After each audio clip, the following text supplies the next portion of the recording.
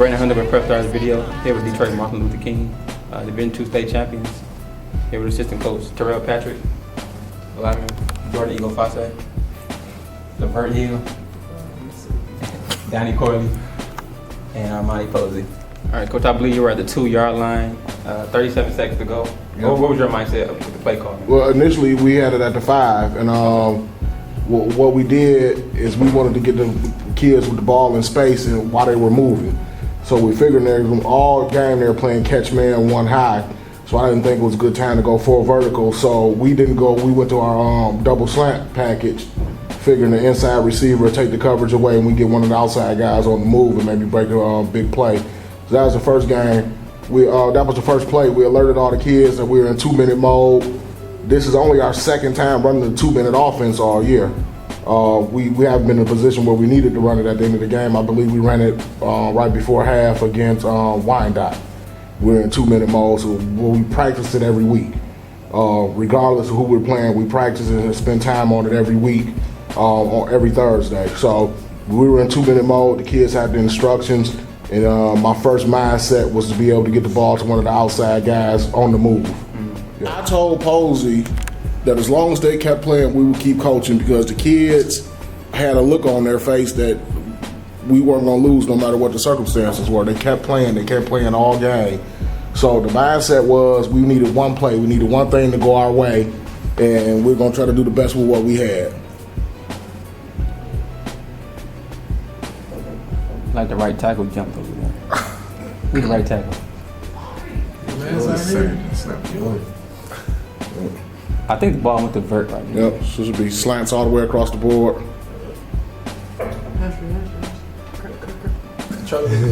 And Levert, did you see a seam up the middle? Yeah, I did actually. I seen Femi open field. So, yeah. But I see you cut it right. You went out of bounds. Yeah, I had caught a Charlie horse. Oh, really? So, yeah. So that's why I ran out of bounds, though. I thought he was trying to stop the clock. Yeah, that's what he said. Coach, 28 seconds ago, you caught a curve out to Donnie. What was your thoughts on that one? Well, we wanted to put the formation into the field, so we had trips in the field going on that one with 2 verticals, and we knew that the corner was bailing. We should be able to get the curl to Donnie. I know it was a long throw, but we feel Posey arm is strong enough to make the throw from the far hash, getting to Donnie, so he was primary on this one. Posey, talk about the throw. So I just get the ball to the playmaker and get the first down, move the chains with like 20 seconds left. And Donnie, when you caught the ball, was it your mindset to get down quickly or try to make somebody that? I mean, I was going to try and drop it on purpose because it looked like I wouldn't be able to get the first down. Okay. But then I just caught it and tried to make something out of it. So. And I think we got a good spot, too, for the first down. Yeah, that helped. I think we got a real good spot. No timeout left, under 20 seconds. Obviously, you had to call the spike. The clock. Well, the clock stopped initially because of the first down. So we signaled in. We already running to the ball because we're in 2-minute mode. I'll signal in the clock signal, the Posey. We got up there and we spiked it and was able to get to the huddle and regroup. Okay, Coach. This is probably the biggest play of the drive. I know Donnie had a big catch, but Dontre's catch was really important because he got you to the 40-yard line and he held on to it. Time for maybe 3 plays for the Crusaders. Down 4 in the final seconds of the Division II state championship game at Ford Field.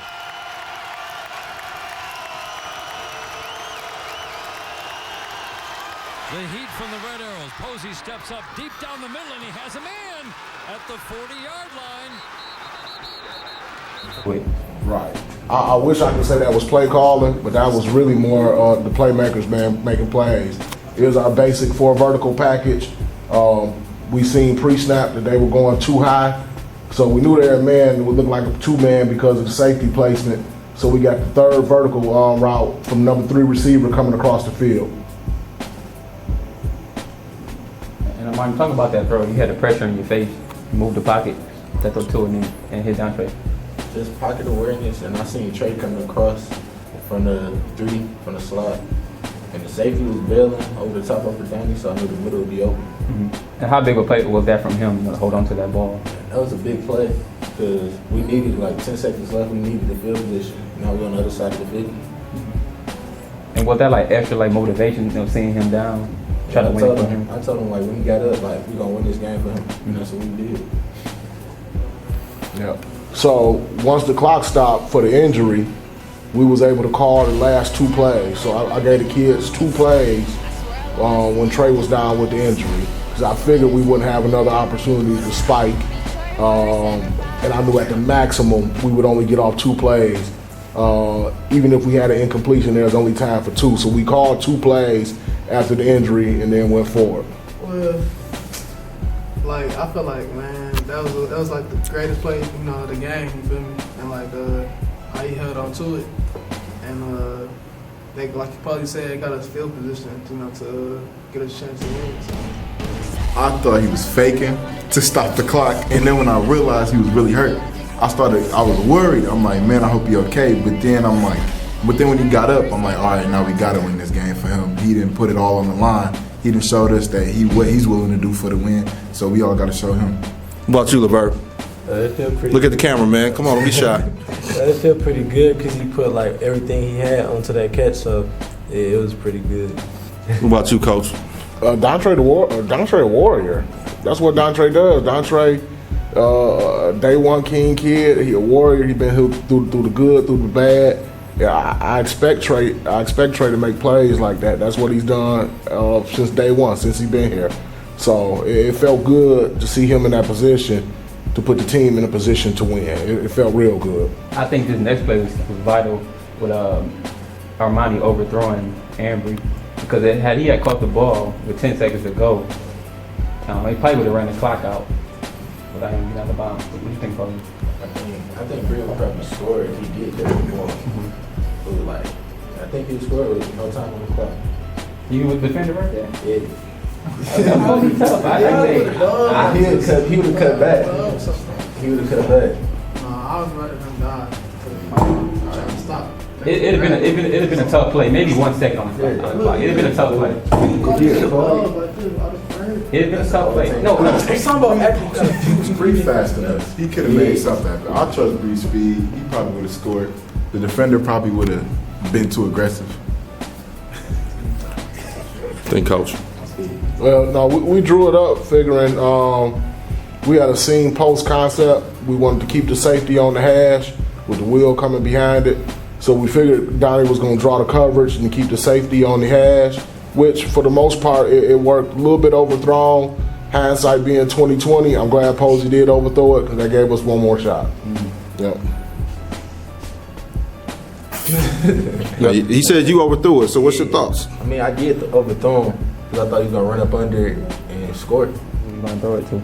On that play, I seen the safety. He was still in the middle of the field. In the corner, he was checking Donnie, told him, move over, move over. He never moved. He was like in the middle of the field. It was one-on-one coverage. I knew Donnie was going to eat his cushion. He was already like 10 yards off. So I had to let it develop some because there was only 2 seconds left. I had to get the ball in the end zone. I looked the safety off, and then I came back to Donnie. And Donnie, what did you see from the defense? I know you said it. Like you said, the corner was trying to get the safety attention, you know, get on the top. But it was like so loud in there, you couldn't really hear him. So it was just one-on-one coverage. But in my eyes, I feel like whoever he threw it to was going to make a play because, you know, we got a playmaker on the team. So. I think this was probably one of the advantages we had from playing at Ford Field 4 or 5 weeks earlier prior to the state championship. The first time last year at Ford Field, we had problems with spacing because we didn't do a good job identifying the pro hash from the high school hash. Their safety was lined up on the hash, but he was on the pro hash, and that probably prevented him from getting over the top of Donnie because it's probably a 8 to 10 yard difference from the high school hash and the pro hash. So this is one of the advantages we had by playing the city championship at Ford Field. We're able to identify the difference in the hashes, and I don't think that the kid was able to recognize that he was on the pro hash versus the high school hash. What was you thinking at that time? What I was thinking was, prior to the snap, I scanned over the defense, and I saw that they only had 3 down linemen. And then I knew they were going to blitz one of their linebackers, so I know they were only rushing 4. So I knew we weren't going to give up a sack, but I was kind of nervous with the coverage. But I just told myself, if we block, somebody going to make something happen. I felt like it was the last play of the game, and somebody had to make a play on our team. I didn't care who it was. I just wanted to win the game, so yeah. Let's go through it. Coach, I'm gonna let you talk about it. Okay. Well, we made a ghost. We signaled in a ghost call, which is empty, and Branden, his job was to attack the safety on the hash to put a good matchup on the outside. So we had the ghost call, which puts 3 receivers over here, and Petaway split out because I figured they're gonna drop 8 and bring 3. They end up bringing 4 and dropping 7. And Posey let it go. I didn't see the catch. All I heard was the crowd. And as good as that, the catch was, the throw was even better. Talk about your throw, Posey. Coach was telling me put it on where the receiver can get it all year, and the playmakers so they can go up and get the ball. It felt like 7-on-7. And Donnie, when you saw the ball in the air, you feel like you had a chance. I believe he touched it. Yeah, he touched the ball, so I had to take it from him, kind of. But I kind of knew like I was one of the covers I was gonna catch it. So.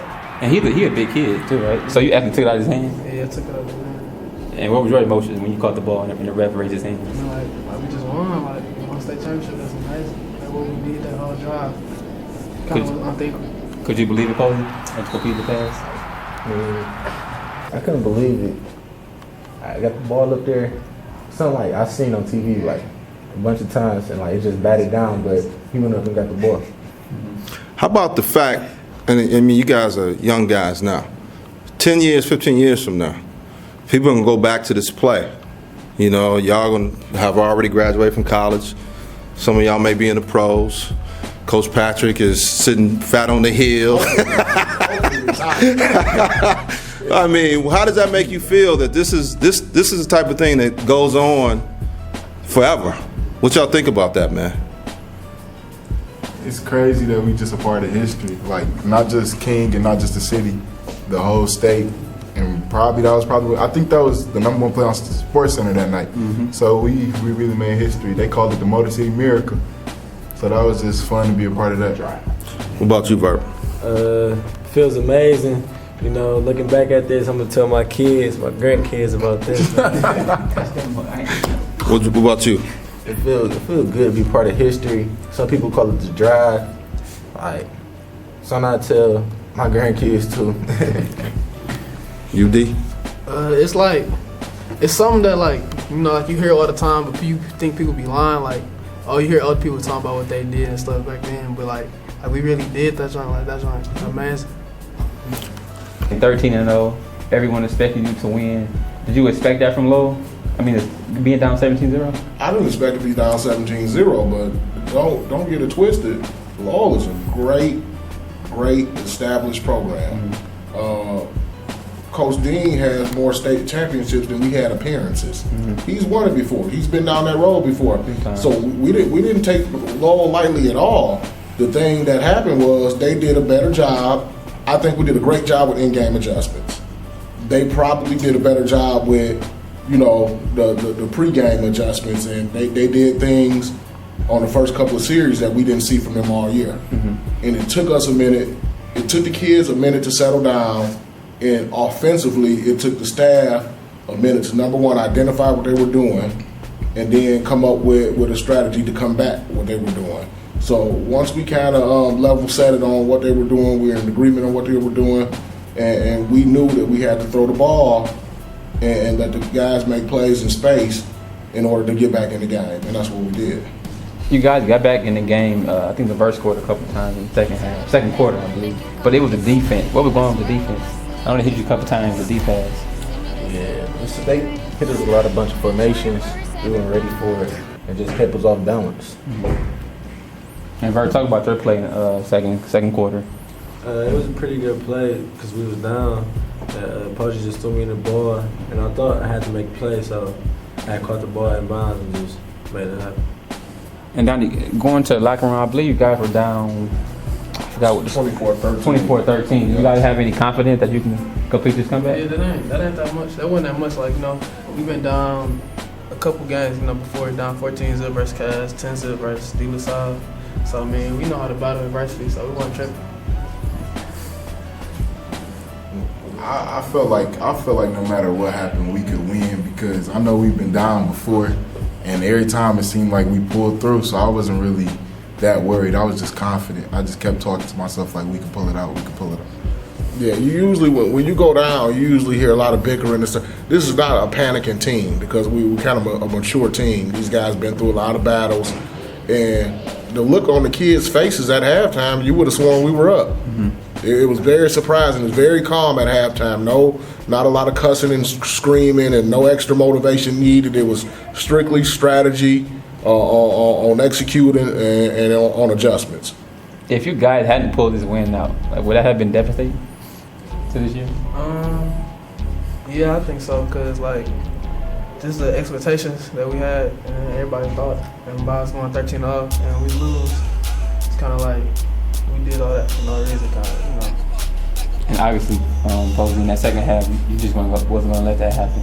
No, I wasn't gonna let that happen. I had to keep talking to the guys, keep their right mind frame, everything, and staying positive about it. So Posey, let me just interject a little bit. You kind of the unsung hero, you know, all year.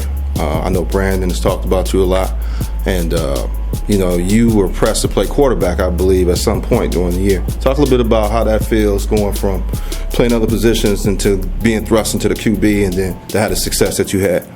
The type of success I had, it wouldn't be without like the O-line and the guys, the playmakers. So, I mean. But what about the fact from going in to play quarterback? I mean, had you been preparing for that, or is that something you've done before? Talk a little bit about that. That's something I've done before. Like, that's my second home. Like, I can play everywhere, but like playing quarterback, it come natural. And Coach, talk a little bit about Posey. Well, the thing was, it was the leadership, then the ability to me. It was almost a calming effect to the rest of the team once we put Posey at quarterback. And we had a very talented kid playing quarterback, and he's going to be very talented for the next couple years. So it's really no knock on him, but there was some maturity that wasn't. You got a real veteran team and a young kid at the helm. So we felt like we need a veteran to lead veterans. So it was really no knock on him. But ability-wise, the more I saw Posey can do, the more we were able to expand what we do offensively. So by the end of the year, we had everything in. We had an answer to everything you threw at us. We had an answer to, because Posey can get us out of bad plays. But did you think going into with the switch? Did you think there goes the state championship? I mean, on the real, you know. No, not at all. Okay. Not at all. Not at all. The goal from day one, we preached it in the summer. It wasn't about winning the state championship. It wasn't about winning the city championship. It was about being perfect. And we told the kids 14-0 and losing it would not be acceptable. Our goal was for a perfect season. If we would have won the state championship at 13-1, I'm not lying to you, Coach. I'd have been happy about it, but I'd have been a little bit disappointed that we let one get away. The goal was always 14-0. And I think, that being said, we can only measure ourselves against ourselves because in the 75 years of football in the city of Detroit, only 2 teams went 14-0, and they both reside right here. Levert, you took a lot of scrutiny of leaving Cavs and come to the arch rival King. Was it worth it? Yeah, it was worth it because at the end, we the team that got the ring, so it was a pretty good season. Donnie, talk about your journey from playing at Wyandotte. You actually played King in the playoff game as a sophomore, and then you beat them Wyandotte your senior year. Talk about your journey from being from Wyandotte to come to be the state champion. I mean, it's been a long journey. I mean, we had a good, program and stuff over there, but we ended up moving, to Detroit and stuff. So I ended up going to King, and then last year, I don't think we had that leadership, on the team that kind of get us over the top. So that kind of what messes us. So then we ended up getting a couple leaders, and I ended up becoming a leader this year. So that helped us out. And then playing them in the playoffs. I mean, it wasn't nothing personal really. I mean, we just playing, and we ended up blowing them out. So with all the accolades you've got, Donnie, I mean, you had a great year. Talk a little bit about that, and how that's capped it off with championship. I know you got your individual pieces too, but you had a great year, man. And talk a little bit about that too. I mean, it's all fun, stuff like that. But I mean, that just came with with the success of winning the stuff. I wasn't really trying to win that stuff. So more guys up here are seniors, and you got way more seniors that are not present right now. Right. But talk about going ahead. What's the future for King football? Well, nothing changes. I believe we've proven ourselves over the test of time. This is built. I always tell people about King. it was built on concrete. Coach Reynolds put this program on concrete, 2 losing seasons in 35 years. So I hope everybody's training in the off season because we're not gonna sit on this one. 2007 was a lot of transition with the coaching staff, a lot of turnover with the coaching staff, a lot of seniors, and we had one of the worst seasons in the history of the program in 2008. Won't happen again. Guarantee you that. So we'll be ready. Any pressure to maybe repeat or at least get there next year? Absolutely not. But the good thing is there's a whole lot of young kids out on that field too, so they cut their teeth on it and they know what it feels like. So getting there once and not aspiring to getting there again, that usually don't happen. Once you cut your teeth on it, we're gonna have some kids ready to get after it next year. And just talk about the legacy that this senior class has left. Well, like I alluded to a little earlier, 14-0. We compare ourselves against ourselves. Only been done twice in Detroit football history. In the history of Detroit football, there's only probably about 75, 80 kids who can say they beat everybody on their schedule. So the legacy is set in stone, and instead of us chasing other programs have to chase us now. And how magical was this season? The scrutiny in the offseason with the transfers, and then the situation with canceling the PSL game, title game. Well, to me, the kids stayed focused. We never got caught into all of the stuff, external stuff that was going on. There's so much movement from a socioeconomic standpoint, and then parents have every right to go find that fit for their kid academically and athletically. So everything was reviewed, everything was on the up and up. There was no wrongdoing. The kids that happened to come over, they fit. They fit. And not only did they come over, I would say a lot of people put themselves in a lot of better situations to advance their careers athletically and academically. So it's not like, kids came over here and failed. And I know a lot of people probably were waiting for the kids to fail, but didn't happen. Didn't happen. And these kids will go down as part of King history. When you see them on Saturdays, when they're announcing those starters in those college games, they're going to say Levert Hill, Martin Luther King, Armani Posey, Martin Luther King, Jordan, Martin Luther King. So they family. Armani, what's next for you as you graduate in June?